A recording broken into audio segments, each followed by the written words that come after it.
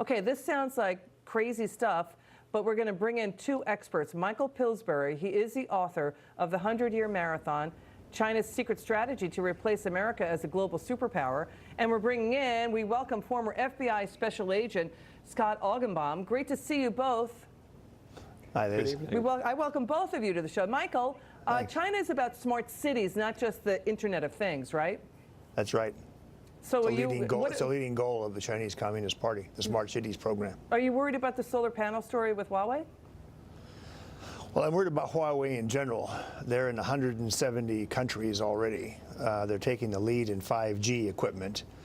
Just in the past couple of hours, the Chinese ambassador up in Canada has threatened the Canadian government that if they block Huawei from getting into the Canadian 5G system, there will be serious repercussions, he told them. So Huawei is already very advanced in our system. In England, Germany, Japan, they've gone very, very far in what you might call penetration of the telecommunications system globally. They're the largest manufacturer in the world of telecommunications equipment. So it's only fairly recently that the knowledge has become apparently much more clear to the Department of Justice and the FBI that there's criminal espionage activity going on. One of the leaders was Senator Tom Cotton. He said that Huawei is an arm of the Chinese Communist Party. Every company in China is supposed to work for the protection of the Communist Party. That's the law there. Scott, come in here. What's your thinking about Huawei? I mean, Germany is saying, Huawei, stay away from our 5G. We don't want you anywhere near our 5G infrastructure, Scott. Yeah, you know, everybody's talking about this right now. For about a decade, I was a supervisor with the FBI managing a computer intrusion counterintelligence squad. And part of our job was to go out and educate the community about the risks from China.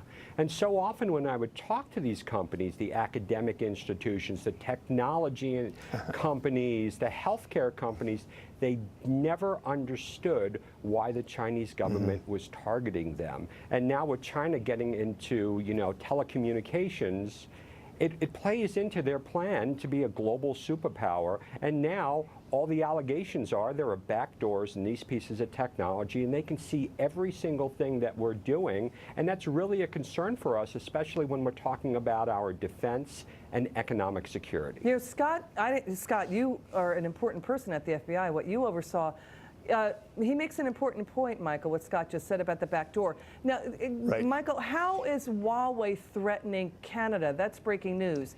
Do this or what? What's the threat? It's a rare press conference by the Chinese ambassador, and he told the media this just a couple hours ago. He didn't specify what the repercussions will be. They've already shown us that they can quickly change the criminal sentence of a Canadian citizen in China to a death sentence. They've got quite a few Canadians under arrest. So apparently this technology supremacy is very important to China.